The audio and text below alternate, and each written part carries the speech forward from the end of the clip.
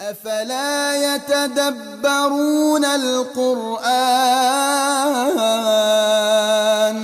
أعوذ بالله من الشيطان الرجيم. بسم الله الرحمن الرحيم. أفتطمعون أن يؤمنوا لكم وقد كان فريق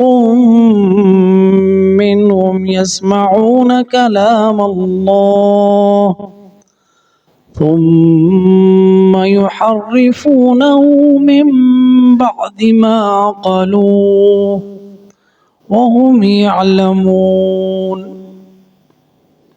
وإذا لقوا الذين آمنوا قالوا آمنا وإذا خلا بعضهم إلى بعض قالوا أتحدثونهم بما فتح الله عليكم ليحاجوكم به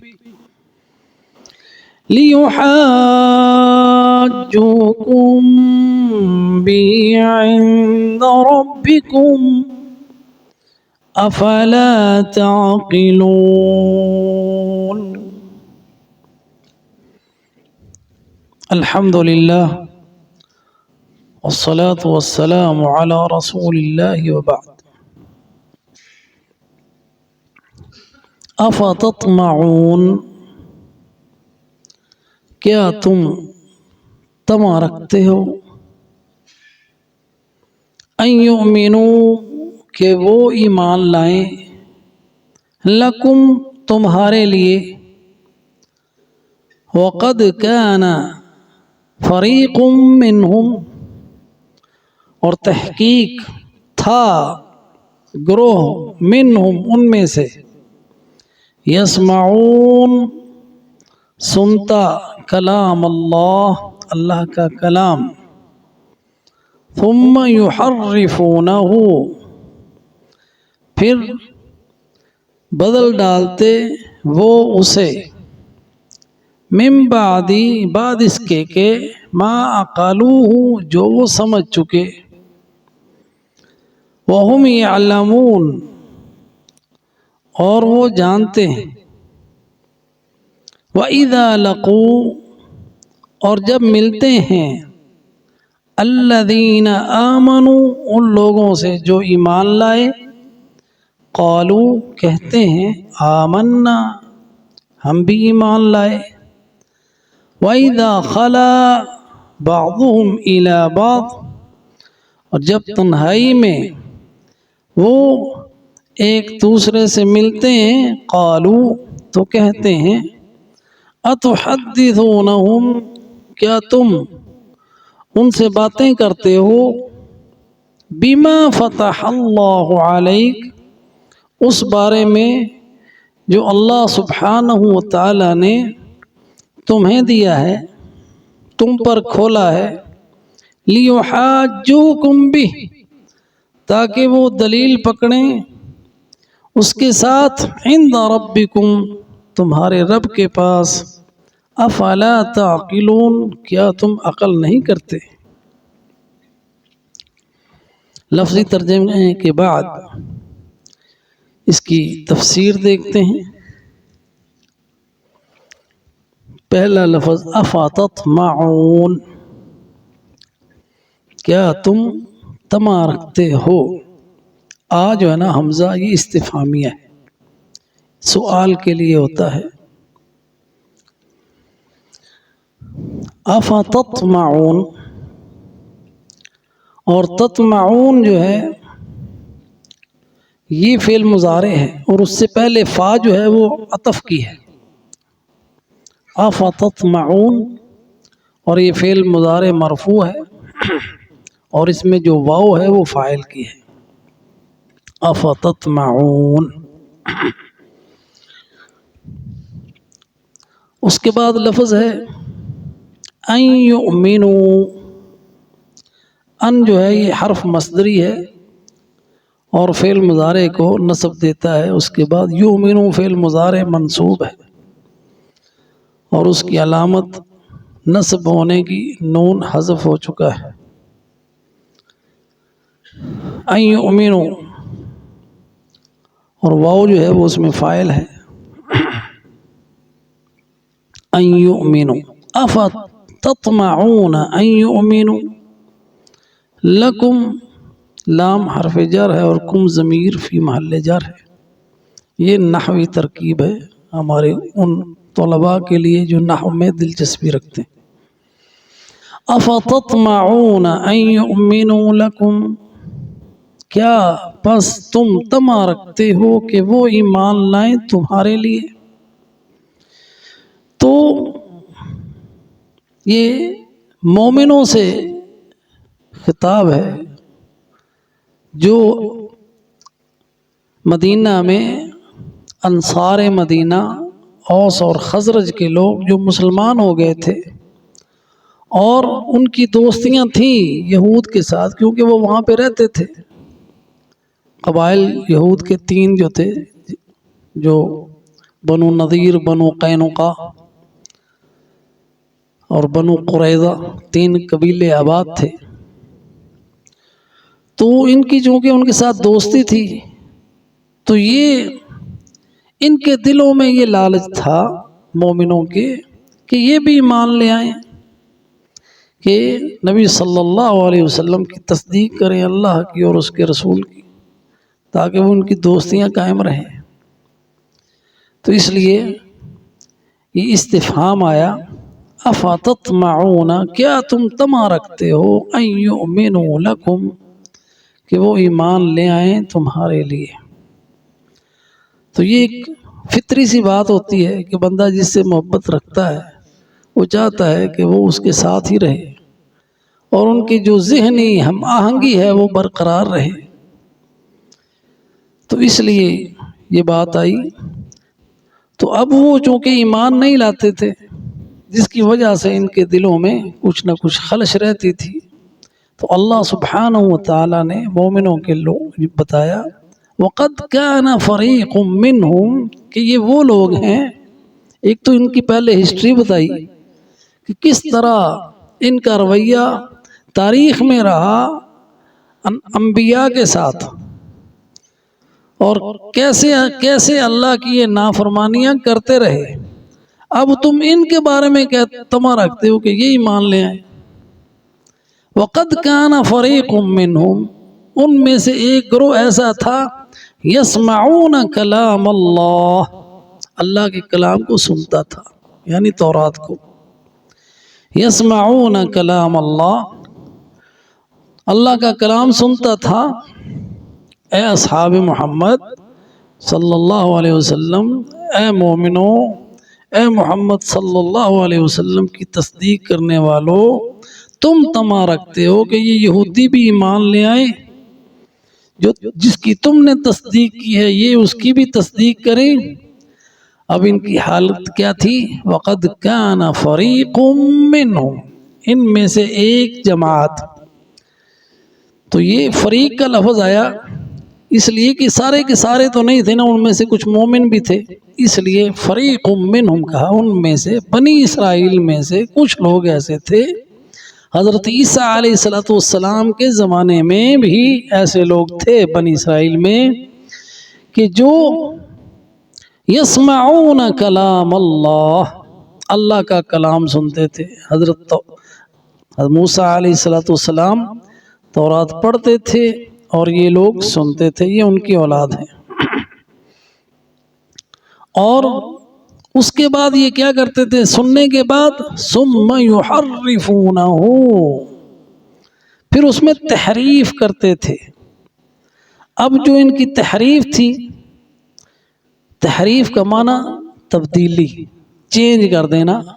جو معانی مطلوب ہیں ان کی بجائے ایسے معانی پہنا دینا جو ان کی رغبت اور خواہش کے مطابق ہو. کہا کچھ اور جا رہا ہے لیکن اس میں معنوی تحریف اس طرح کی کہ ان کی خواہشات کے مطابق آیتوں کو ڈھال لیا.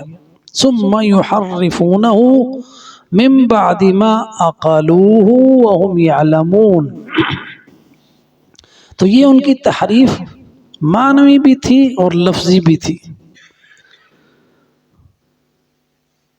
اگر کوئی چیز حرام ہوتی تو لیکن ان کی خواہش ہوتی کہ اس کو حلال قرار دینا ہے تو لفظ ہی چینج کر دیتے، حرام کی بجائے حلال لکھ دیا. تو یہ تحریف لفظی. اور معنوی یہ کہ لفظ وہی رہنے دیا لیکن اس کی تفسیر اور اس کی معنی اور کر دیا کہ اس سے مراد یہ ہے. جیسا کہ ہمارے بہت سارے جو گمراہ فرقے ہیں وہ اس طرح کی تحریف کرتے ہیں. جیسے خاتم النبیین کی تحریف قادیانیوں نے کی کہ اس کا معنی تو مور لگانے والا ہے، وہ جو بھی نبی آئے گا اس کا معنی ختم ہونا تو نہیں ہے. تو یہ معنی میں تحریف اپنی خواہشات کے مطابق، تاکہ ان کا جو عقیدہ ہے وہ محفوظ رہے، جو انہوں نے ایک سوچ بنائی ہوئی ہے وہ محفوظ رہے، یا وہ جو مفادات حاصل کر رہے ہیں اس بنیاد پر وہ ان کے اوپر زد نہ پڑے، یا یہ کہ لوگوں کو اندر ان کی محبت بڑھ جائے کہ ان کی خواہش کے مطابق فتویٰ دے دیں. اگر کوئی یہ کہ مانگنے کے لیے آیا کہ حضرت صاحب بینک کے ساتھ لین دین اس کو ذرا جائز قرار دے دیں تو کوئی نہ کوئی راستہ نکال دیں، سود جائز ہو جائے. تو ایسے علماء کو بڑا چڑھا کر پیش کرتے ہیں. ان کو جو ٹاک شو ہیں ان میں زیادہ سے زیادہ ٹائم ملتا ہے، اور جو حق سنانے والے ہیں ان کو پیچھے رہنے دیتے ہیں، مسجد سے بیٹھے رہو تو صحیح. تو یہ یہودیوں کا رویہ رہا. تو وہ کرتے کیا تھے؟ ثم یحرفونہ، پھر وہ اسے تبدیل کر دیتے. تحریف حرف کو چینج کر دینا، اس کے معانی کو بدل دینا، یہ تحریف تھی. تو تحریف ان کی یہ تھی کہ حرام کو حلال، حلال کو حرام قرار دے دینا اپنی خواہشات کے مطابق. تو یہ تحریف کے پیچھے جو کار فرما چیز ہوتی ہے وہ نفسانی خواہشات ہوتی ہیں. تو اپنی خواہشات کے مطابق. ثم یحرفونہ من بعد ما عقلوہ، اور تحریف بھی اس کے بعد کو جو صحیح معنی مطلوب تھا تورات میں وہ ان کی سمجھ میں آ چکا تھا، لیکن وہ چونکہ اس کو ماننا نہیں چاہتے تھے، وہ ان کی خواہش کے مطابق نہیں تھا، اس لیے وہ اس کو بدل دیتے اپنی خواہش کے مطابق. وہ کمپیوٹر رہے بھی ہم مان رہے ہیں، اور مانی اپنی پہنا دیے کہ لا الہ الا اللہ کا مطلب تو یہ ہوتا ہے. ثم یحرفونہ من بعد ما عقلوہ. اس کے بعد فرمایا وَهُمْ يَعْلَمُونَ، اور ان کو پتہ ہے کہ وہ کیا کر رہے ہیں. تحریف جو کر رہے ہیں اس کے بارے میں بھی پتہ ہے، جو تغییر کر رہے ہیں اس کے بارے میں بھی پتہ ہے، اور جو اللہ کا حکم ریئل ہے جو مطلوب ہے اس کو بھی ان کو پتہ ہے. وَهُمْ يَعْلَمُونَ، یعنی ان کو پتہ ہے کہ اللہ کے کلام میں تحریف کر رہے ہیں، ان کو پتہ ہے کہ تحریف کرنا حرام ہے، اس کو پتہ ہے کہ یہ اللہ کی حدوں کو پامال کر رہے ہیں، لیکن اس سارے علم ہونے کے باوجود وہ اس گناہ کا ارتکاب کرتے ہیں. بات سمجھ آ رہی؟ وَهُمْ يَعْلَمُونَ، پتہ ہے ان کو وہ کیا جرم کر رہے ہیں. وَهُمْ يَعْلَمُونَ. اس کی اگلی آیت ہے وَإِذَا لَقُوا الَّذِينَ، اور جب وہ ملتے ہیں آمنو، ایمان والوں کے ساتھ. اب ان سے دوستیاں تو ہیں نا، ایمان والوں سے دوستی بھی ہے. اب وہ ایمان والوں سے ملتے ہیں تو ان سے کیا کہتے ہیں؟ تو یہ ایمان والے ملتے ہیں کن لوگوں سے؟ یہ یہودی ایمان والوں سے ملتے ہیں. یہ ان یہودیوں کا ذکر ہو رہا ہے جو منافق ہیں. قالوا آمنا، ایمان والوں سے اپنی دوستی برقرار رکھنے کے لیے ان کو کہتے ہیں، ان کو خوش کرنے کے لیے آمنا، ہم بھی مومن ہیں، ہم بھی ایمان لائے آپ کے رسول پر، یعنی وہ ہمارا بھی رسول ہے اللہ پر، اس کی قرآن پر۔ وَإِذَا لَقُوا الَّذِينَ آمَنُوا قَالُوا آمَنَّا وَإِذَا خَلَا بَعْضُهُمْ إِلَى بَعْضٍ، اور جب یہ تنہائیوں میں ایک دوسرے سے ملتے ہیں تو وہاں پہ یہ باتیں کرتے ہیں، قَالُوا أَتُحَدِّثُونَهُمْ، ان سے کہتے ہیں کیا تم ان کو بتاتے ہو، یعنی مومنوں کو۔ اب یہ منافق یہودیوں سے مل رہے ہیں، ان کے رؤساء جو ہے بڑے بڑے، جب آپس میں تنہائی میں ملتے ہیں تو یہ باتیں کرتے ہیں۔ اللہ تعالیٰ تو جانتا ہے ساری کی ساری باتیں، اس لیے قرآن میں بتا دی گئی۔ ان کے جو بڑے بڑے یہودی تھے، ان کے بڑے بڑے سردار جو تھے، جن میں کعب بن اشرف بھی تھا اور اسد ابن وہب تھا یہودا، اور کعب ابن اسد اور وہب ابن یہودا، یہ بڑے بڑے سردار تھے یہودیوں کے۔ کعب ابن اشرف کا ابھی بھی قلعہ موجود ہے مدینے میں، قباء کی طرف جائیں تو راستے میں آتا ہے، مسجد نبوی سے اگر راستے میں جائیں تو جب وہ آپس میں ملتے، قالوا اتحدثونہم، تو کہتے کیا تم ان سے باتیں کرتے ہو، بما فتح اللہ علیکم، اس چیز کے بارے میں جو اللہ نے تمہیں بتائی ہے۔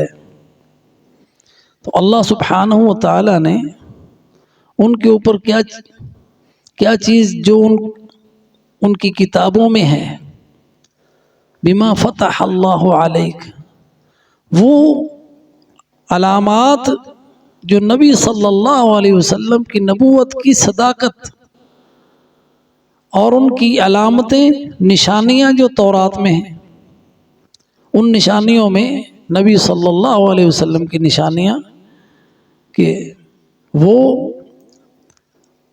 ایسا نبی آئے گا اور وہ آنے والا ہے جو اس طرح کی سرزمین میں آئے گا جو نخلستان ہے، جہاں پہ کھجوریں ہیں، سائڈوں پہ پہاڑ ہیں، پوری دنیا میں انہوں نے سرچ کر کے یہ جگہ مدینہ منتخب کیا، ان کو پتہ چل گیا کہ یہی وہ جگہ ہے ساری دنیا میں جس کی تعریف تورات میں آئی ہے۔ اور وہ نبی کیا ہوگا، یامرون بالمعروف وینہی عن المنکر، یامر بالمعروف، نیکی کا حکم دے گا، برائیوں سے روکے گا۔ نبی کیسا ہوگا کہ اس کی ختم نبوت ہوگی، اس کی ادھر مہر ہوگی کہ یہ نبی ہے۔ تو چنانچہ کئی یہودی یہ نشانیاں دیکھ کے مسلمان بھی ہوئے، اور یہ نشانی تھی کہ وہ صدقہ نہیں قبول کرے گا، ہدیہ قبول کرے گا۔ یہ وہ نشانیاں تھیں جو ان کی کتابوں میں تھیں، اور یہی وہ نشانیاں تھیں جنہیں دیکھ کر حضرت سلمان فارسی رحمہ اللہ وہ مسلمان ہوئے، کیونکہ وہ حق کی تلاش میں نکلے تھے۔ پھر وہ مختلف عیسائیوں اور یہودیوں کے علماء کے پاس رہے، ان کی خدمت کرتے رہے، انہوں نے بتایا نشانیاں کہ ایسی علاقے میں آئے گا، اور وہ بھی اسی غرض سے مدینے کی طرف آئے تھے، اور راستے میں انہوں نے قافلے والوں نے ان سے غداری کی اور ان کو بیچ دیا۔ وہ بھی مدینے میں آئے، کھجور پہ چڑھے ہوئے تھے، کھجوریں توڑ رہے تھے، اور نیچے یہودی جو ان کا مالک تھا وہ اپنے دوست کے ساتھ باتیں کر رہا تھا کہ وہ نبی آیا ہے۔ تو یہ چونکہ تلاش میں تھے، وہیں سے فوراً نیچے اترتے ہیں اور اس گفتگو میں حصہ لینے کی کوشش کرتے ہیں۔ وہ مالک ایک تھپڑ رسید کرتا، چل اپنا کام کر۔ لیکن ان کو جستجو تھی، کھجوریں لے کے نبی صلی اللہ علیہ وسلم کی خدمت میں حاضر ہو جاتے ہیں کہ یہ صدقہ ہے۔ تو آپ صلی اللہ علیہ وسلم نے اس صحابہ میں تقسیم کر دیا، اور اس میں سے خود کچھ بھی نہیں کھایا۔ تو انہوں نے کہا یہ علامت تو ہو گئی نا کہ وہ صدقہ نہیں کھاتا ہے۔ پھر اگلے دن پھر آئے کھجوریں لے کر آزمانے، کیونکہ انہوں نے پڑھا ہوا تھا کہ وہ ہدیہ قبول فرماتے ہیں۔ پھر کھجوریں لے کے آئے، کہا کہ یہ ہدیہ ہے، تو آپ نے خود بھی کھائیں اور اپنے ساتھیوں کو بھی کھلائی، تو ان کا یہ دوسری ہے۔ پھر تیسرے دن آئے تو آپ کے پیچھے کھڑے ہو گئے اور بہانے سے چادر ہٹا رہے ہیں آپ کی قمیص، آپ سمجھ گئے کہ یہ ختم نبوت دیکھنا چاہتے ہیں، تو آپ نے خود ہی سرکا دی اور آپ کے ادھر مہر تھی ختم نبوت، جو مرغی کے انڈے کے برابر ادھر نشان تھا، تو انہوں نے نشانیاں دیکھ کے کلمہ شہادت پڑھا اور مسلمان ہو گئے۔